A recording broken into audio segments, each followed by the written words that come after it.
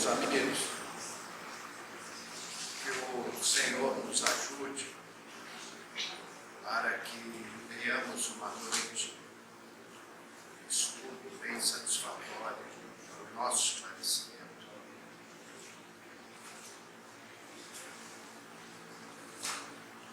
Literalmente, médium é aquele intermediário entre os homens e os espíritos.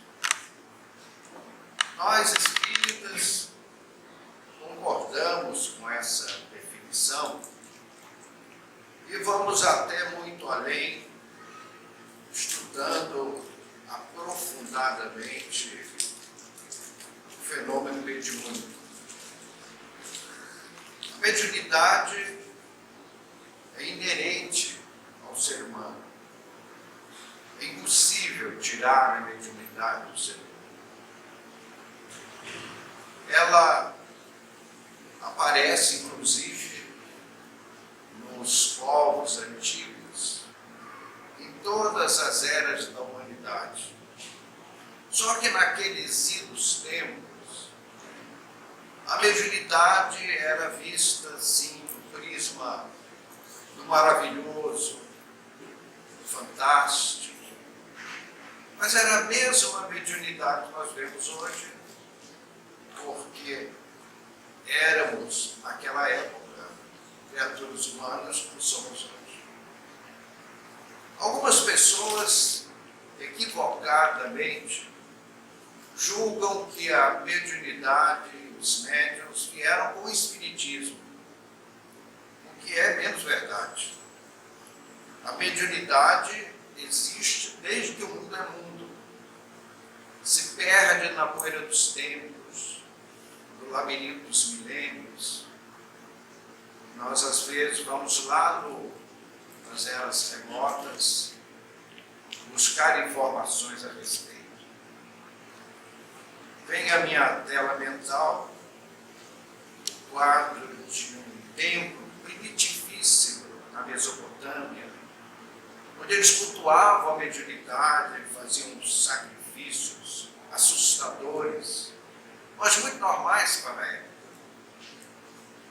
E ali se cultuava a mediunidade e os médiuns se vestiam de maneira exótica, fantasiosa, muitos rituais, macabros mesmo naquela época.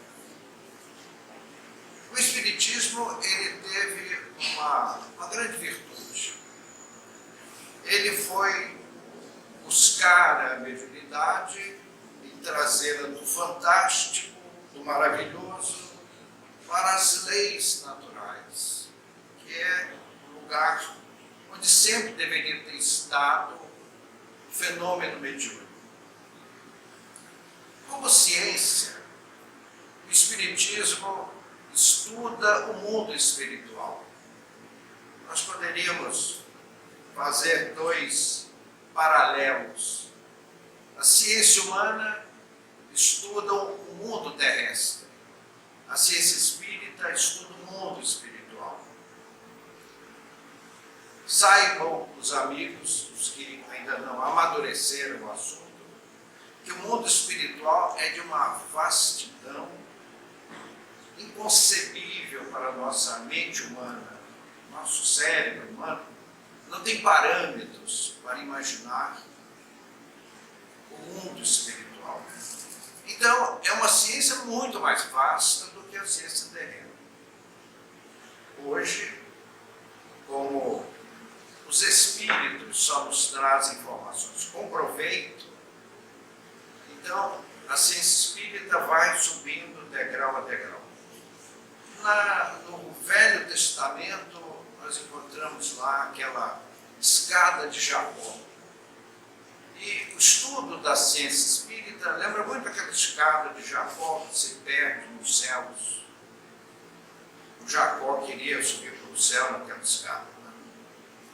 Então, amigos, o Espiritismo veio nos trazer uma série de informações que nós vamos nos aculturando passo a passo. Por exemplo, Os espíritos e os homens são a mesma coisa. O homem é um espírito que enverga um corpo de carne. E o espírito é um homem que abandonou o corpo de carne. E aí nós vamos, ainda voltando à escada de Jacó, subindo os degraus da evolução humana. Emmanuel nos fala com muita propriedade sobre a importância da reencarnação. Meus amigos, existem movimentos em países muito inclinados ao materialismo, ao ceticismo, oficialmente, em que uma gestante é analisada e se aquele nascituro apresenta uma deformação, um risco qualquer, então eles fazem um aborto oficial. É como se achássemos uma pessoa na rua com uma deficiência física e devêssemos liquidar essa pessoa. Não, o senhor tem uma perna torta, não pode existir, não pode viver. É a mesma coisa. Esteja o indivíduo fora do ventre materno ou dentro do ventre materno, um ser humano, um irmão nosso, merece o nosso respeito. Então a doutrina espírita vai vasculhando os anais da eternidade e nos trazendo princípios que vão enriquecendo a nossa alma. Então, meus amigos, a mediunidade é inerente ao homem. Então todos os homens são médiuns e a doutrina nos chama a atenção para a importância do estudo da mediunidade. Se nós queremos ter o exercício mediúnico com segurança e com proveito, nós temos visto aqui e ali nas vias públicas, uma certa feita, eu ia no metrô e uma digna senhora começou a gritar, a dar uma manifestação. Então nós oramos por ela e os amigos espirituais a socorreram. Então são pessoas que carregam uma mediunidade ostensiva e não cuidam do problema, não dão uma aplicação. Então, meus amigos, estudar a mediunidade e exercitá-la com muita seriedade, com senso de responsabilidade, é aquilo que os espíritos esclarecidos trazem como diretrizes na condição de médiuns. Vejam, amigos, mediunidade, acima de tudo, é sintonia. O médium entra em sintonia com o espírito comunicante e se dá uma integração entre as partes, fecha-se um circuito eletrônico e há uma comunicação, às vezes, muito ostensiva. Ora, vejam bem, amigos, se mediunidade é sintonia, quando nós vamos para a prática mediúnica e levamos conosco a leviandade, o que acontece? Sintonizamos com homens e espíritos levianos. Se nós queremos receber os ensinamentos, o amparo, as induções superiores, precisamos encarar com seriedade o fenômeno mediúnico.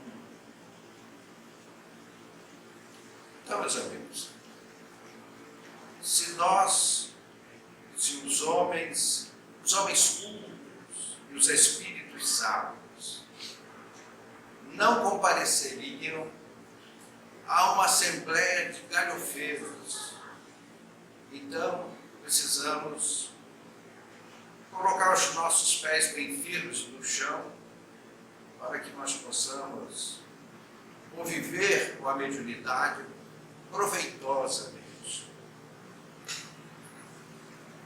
As mediunidades, quanto às características, como a mediunidade é uma característica do próprio ser humano, e como não existem duas pessoas iguais, as pessoas variam ao infinito, as mediunidades hão de variar ao infinito. Nós vimos assim características mediúnicas as mais fantásticas, até difícil de descrever. Nós conduzimos durante anos uma reunião de experiências psíquicas e tivemos assim um manancial de fenômeno, tudo aquilo que se lê nos livros, nas histórias, nos artigos, nos anais do Espiritismo, tivemos na nossa reunião. Transporte de objetos, voz direta, materializações, e uma série de fenômenos que sempre evitamos comentar, porque alguém diria, esse cavalheiro deve ter torcido pelo São Paulo esse fim de semana e deve estar assim, com as faculdades mentais tanto quanto abaladas, que não é o caso. Vejam, amigos, nós tivemos assim fenômenos incríveis. Tinha um espírito do indiano, ele se manifestava como um turbante, com umas vestes. Aparecia dentro da cabine uma luminosidade intensa. Ele, quando saía, iluminava toda a sala. O seu corpo expandia uma claridade extraordinária. Então, um dia ele foi até a porta do centro, abriu a porta e saiu de dentro da sala das reuniões. Então, se alguém olhou ali, viu uma grande luz. Né? Aí as pessoas se assustam, porque aquilo era autenticamente um fantasma, uma alma do outro mundo, do jargão popular. Então, nós podemos agrupar as mediunidades em mediunidades quanto às características, de efeitos físicos, que é esse tipo de mediunidade. Tivemos uma convivência de muitos anos com ela. E a mediunidade intelectual. Aqueles médiuns que escrevem, que falam, que declamam, que aconselham, são atividades tipicamente intelectuais. Quanto à intensidade, nós temos os médiuns ostensivos e os médiuns subjetivos. Ambas as mediunidades importantíssimas. Agora, o proveito dessas mediunidades depende do senso de responsabilidade, da seriedade e de conhecimento técnico do fenômeno mediúnico, para que se tire o bom aproveitamento do fenômeno. Nós vamos assim, só para facilitar o nosso estudo, dizer o seguinte, que nós, quando vamos reencarnar, porque nós aqui neste recinto somos, na falta de melhor expressão, poderíamos dizer que nós somos a classe média do mundo espiritual. Já não somos mais aqueles brutos, primitivíssimos, como não somos ainda os anjos celestes. Eu até creio que algumas pessoas aqui sejam. Né? Essas pessoas que não conseguem encostar as costas, no espaldar da cadeira, porque as asas incomodam, não é isso? Não são companheiros assim, angelicais. Não é o nosso caso. Né? Nós chamamos mais para baixo do que para cima. Então, meus amigos, quando vamos reencarnar, nós fazemos todo um projeto. Na colônia a qual estamos enviados, existe um imenso departamento reencarnatório. Bem na entrada tem 2 corpos humanos, que são 2 obras de arte. Eles parecem que estão vivos. E ali você vê todos os órgãos, tanto masculinos como femininos. São vamos dizer assim, 2 estádios. E aí, olhando aquilo, a gente sente uma força para se ajoelhar no chão e agradecer a Deus. E aquilo é uma dádiva. Quantos milhões, bilhões de anos, espíritos construtores, inspirados pelo Criador, trabalharam para nos doar aquelas duas máquinas fantásticas. Não dá para descrever, porque o nosso verbo é muito modesto para vestir com palavras aquelas imagens tocantíssimas, vivas, as linfas em movimento, o plasma sanguíneo, o trabalho dos fluidos cerebrais, tudo aquilo é fantástico para o nosso entendimento. Só para os técnicos muito avançados compreenderem toda aquela beleza.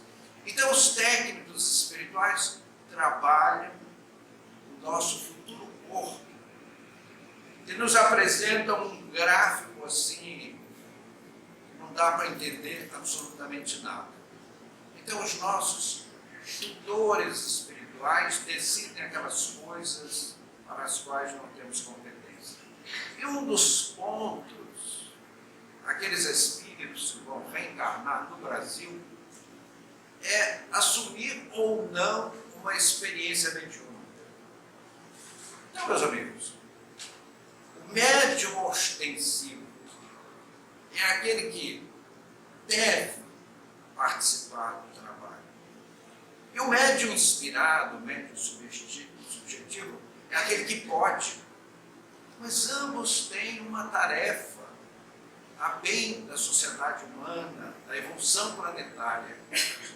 Meus amigos, os médiuns, exercitando a mediunidade, quitam débitos escabrosos de um passado de inconsequências.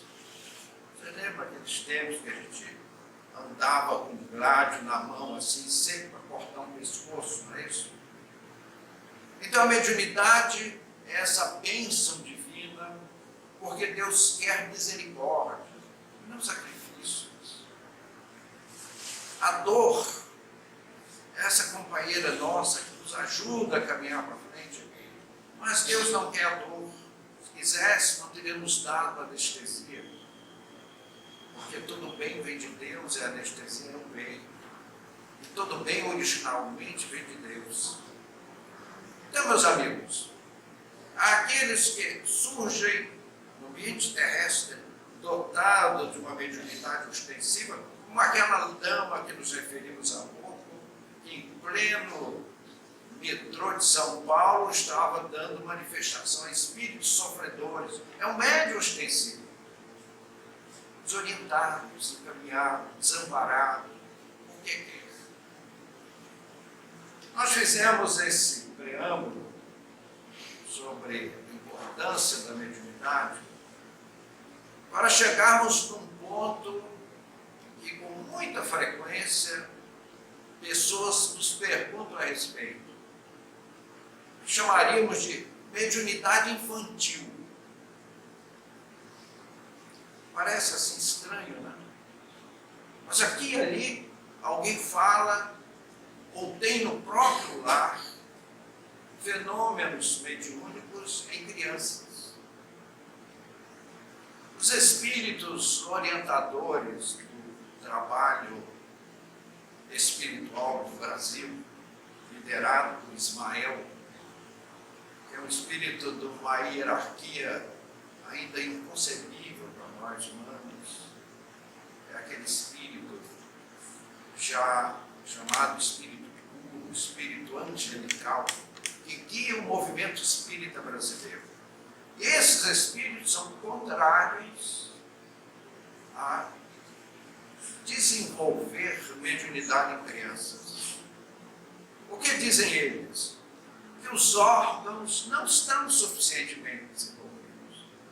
E como a mediunidade interfere com muita propriedade nas glândulas cerebrais, como a pituitária e outras mais, que durante a fase infantil, esses órgãos psíquicos dirigem o desenvolvimento orgânico.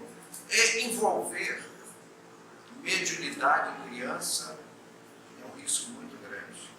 É altamente desaconselhável.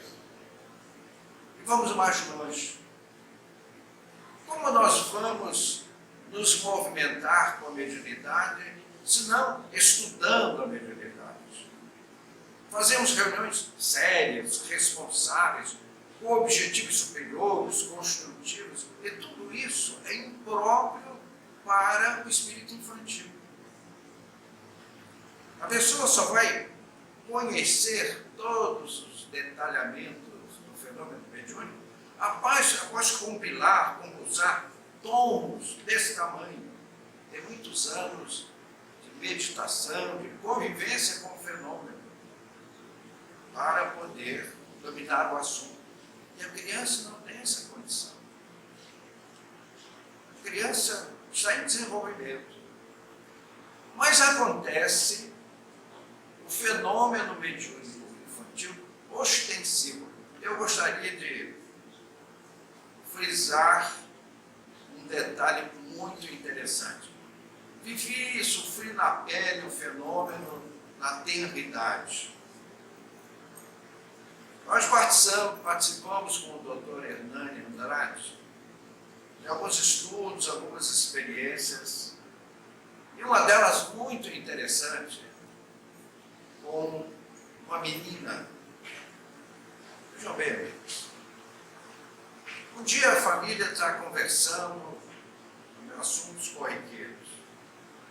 E aí a mãe falou assim: mas na nossa família ninguém fala italiano. Mãe, eu falo, meu mamá. Disse a menininha com 4 anos de idade. E começou a falar italiano. E contou toda a história. Ela vivia na Itália, numa região onde, a época de Mussolini, teve uma guerra, e a menina achou, junto com o irmãozinho, algo que provavelmente era uma granada. Mas isso, falando em italiano, uma criancinha, uma menininha de 4 anos. E aí uns 2 peraltas, eu sei que não é o caso dos filhos de vocês, são crianças muito sérias, mas aqui eles eram levados. E eles pegaram uma pedra e foram bater. Que gracinha, né? E o que aconteceu? A granada explodiu e os 2 faleceram. E aí ela continuou explicando. Depois vieram os moços de branco e nos levaram. E eu fiquei grande. E o meu irmãozinho ficou grande. Aí agora nós éramos grandes. Ela, na sua linguagem infantil, falando em italiano, descrevendo o mundo espiritual. Então vejam, amigos, é comum a criança, numa certa fase em que a reencarnação não está consumada, está em andamento, os órgãos estão em desenvolvimento, a criança ter lembranças de encarnações passadas. Então vejam, isto não é mediunidade. Mediunidade só existe com os espíritos. Mediunidade é aquele momento que os espíritos usam a faculdade do médium para determinadas atividades. E os obsessores também. Os obsessores com o intuito de explorar o médium. Todo obsediado é o médium, que está sendo mediunicamente explorado. Esse fenômeno que nós nos lembrávamos da nossa encarnação passada, em tenra idade, chama-se animismo. É que as pessoas, a expressão animismo ganhou entre aqueles que não estudam o fenômeno mediúnico uma conotação de uma coisa má. Animismo é aquele mau médium que está mistificando. Não é o caso. Animismo é o próprio espírito reencarnado voando para um passado ou observando o que lhe serve. Meus amigos, eu fiquei aos 4, 5 anos de idade muito magoado com os meus parentes, os meus entes queridos, Porque eles não conheciam os meus amigos, que para mim eram pessoas que não são as pessoas comuns. Para mim, eles eram meus parentes também. E a família achava, isso é uma fantasia de criança. A criança fala isso mesmo, pensa isso mesmo. Meus amigos, é tão comum isso, chega a ser corriqueiro. Os fenômenos anímicos nas crianças de eternidade. Porque como o espírito só vai dominar totalmente o corpo a partir dos 7 anos de idade, antes ele está chegando, mas não chegou totalmente. Então surgem esses lapsos, lembrar o passado, como aquela criança que a família permitiu que nós entrevistássemos para formar um dossiê parapsicológico de animismo. Então a menina conhecia a região, falava dos amigos. E depois que ela foi brincar com a granada, que a granada explodiu, ela depois ficou grande. Aí depois eu era grande. Então todas essas coisas, são essas coisas que aparecem alguns pseudos doutos. Porque eu acho muito engraçado, nós fomos, certa feita, assistimos no teatro, uma palestra de um sacerdote muito famoso.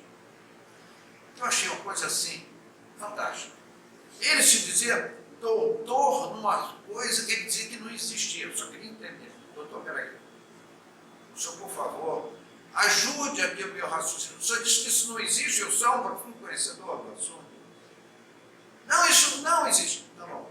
O senhor está convidado a ir à nossa reunião, ver os espíritos materializados. Então ele deu uma resposta assim, com um abalizamento científico fantástico, raso, cientificismo. Vejam bem, meu senhor, materialização de espírito não existe. Então, eu nada tenho a ver lá, portanto não irei. Um pesquisador científico muito abalizado.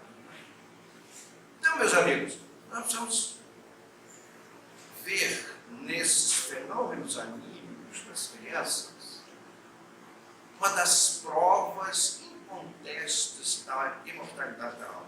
Ainda ontem, eu acredito que, se não todos, a maioria das pessoas viram no programa fantástico uma menina de pais pobres, mas pobre mesmo, né? Porque é pobre nordestino. Pobre nordestino é como aquela propaganda daquele sabão Rinso, né? Que lava mais branco. O nordestino, o pobre nordestino é um pobre mais pobre, ele é lavado com Rinso, né? Então a menina, filha de uma família paupérrima, mas um dos mestres da música do passado, reencarnado da menina, dá um show no piano, acho que todo mundo assistiu. Então a menina, inclusive, tem preferência pelas partituras arcaicas, da forma como antigamente se compunham as partituras musicais, e ela dá show no piano, aos 8 anos de idade. Conheci um menino na cidade de Olinda,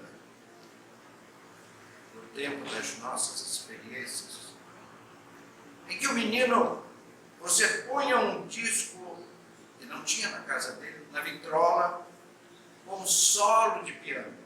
O menino ouvia, sentava-se no piano e daqui a pouco tocava toda aquela música. Como explicar?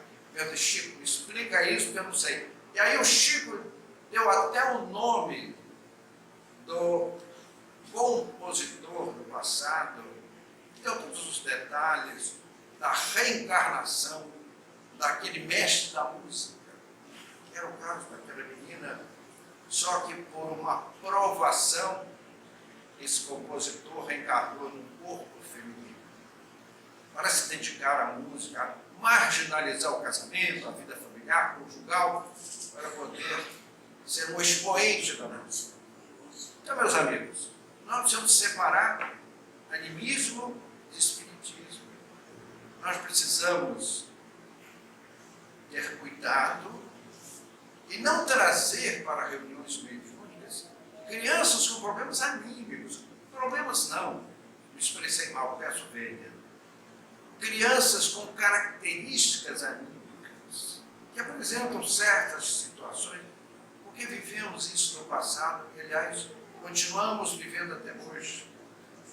Os nossos parafusos, eu tenho a impressão que a minha mãe deve ter deixado eu cair de ponta cabeça assim, no chão, e embaralhou os parafusos do cérebro.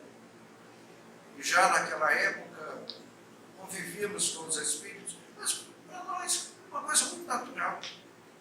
E, meus amigos, nos casos, mesmo ostensivo, o que a família tem que fazer? Primeiro, jamais pensar em desenvolvimento mediúnico para a criança.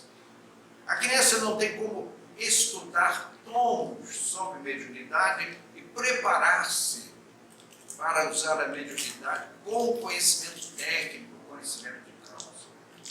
Então, o que a família deve fazer?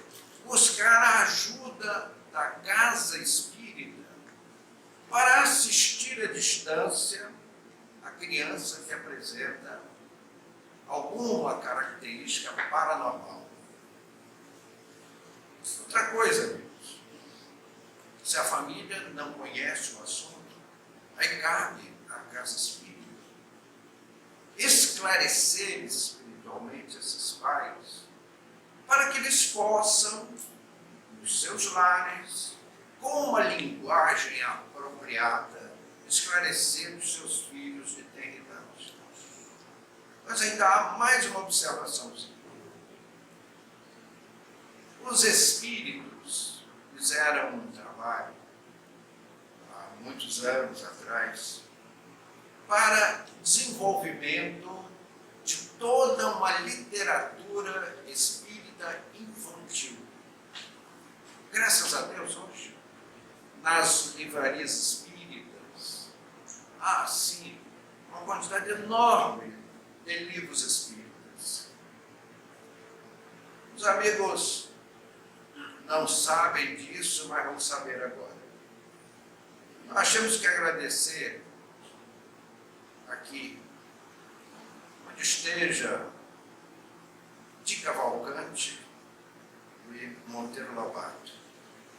Esses dois companheiros nossos do mundo espiritual, já desencarnados, muitos, foram dois trabalhadores notáveis para inspirar os escritores, as editoras e toda a máquina editorial para que chegasse às bancas espíritas o livro infantil. São livros lindos, histórias compatíveis com a criança de eternidade, coloridos belíssimos. E nós temos condições hoje, porque muitos pais não são pedagogos, não são psicólogos, não são educadores, têm dificuldades. Então, o livro espírita, meus amigos, que nós espíritas, não hoje, mas não amanhã, daqui uns 2 ou 3 séculos, nós vamos fazer uma grande praça pública em homenagem ao livro espírita. E vamos fazer assim uma estátua do livro espírita enorme. Porque eu queria que algum espírita dissesse que não tem uma dívida muito grande com o livro espírita. Agradecemos a Di Cavalcante e a Monteiro Lobato, esses dois companheiros notáveis, que desceram à terra, duas almas elevadas, para nos trazer a sua competência. Nós que gostamos do sítio do Pica-Pau Amarelo, a cuca que tu vem pegar, que a gente fala para a criança dormir, ó, dorme, senão a cuca vem pegar. Então, Monteiro Lobato, pela primeira vez no Brasil, apareceu um livro infantil, ilustrado por Di Cavalcante, como homens. E tiveram, assim, o primeiro livro infantil, A Menina do Narizinho Arrebitado. A sua primeira edição foram 50 mil exemplares, meus amigos. Isso lá, quando o Brasil não conseguia nem tratar o impaludismo, foram com 50 mil volumes, numa época assim, em que um grande escritor editava um livro com 1 ou 2 mil volumes. Então, meus amigos, há quem diga assim, isso é puro misticismo. Meus amigos, Aurélio Buarque de Holanda Ferreira, um insigne dicionarista, diz que misticismo é uma inclinação a crer no sobrenatural. Nós, espíritas, jamais seremos místicos, porque nós somos adeptos de uma doutrina esclarecedora, objetiva, racional. Leia em O Livro dos Espíritos, capítulo 1, pergunta número 1. O Livro dos Espíritos tem 1019 perguntas, 1019 respostas para 1019 problemas humanos. E a pergunta número 1, pergunta Kardec ao Espírito Verdade, que era o próprio Cristo, trazendo à Terra o movimento espírita. Então, o que é Deus? O Espírito Verdade respondeu: Deus é a inteligência suprema, causa primária de todas as coisas. Então, se Deus é a causa primária de todas as coisas, não pode existir misticismo, como diz Aurélio de Holanda Ferreira, crer no sobrenatural. Não existe sobrenatural.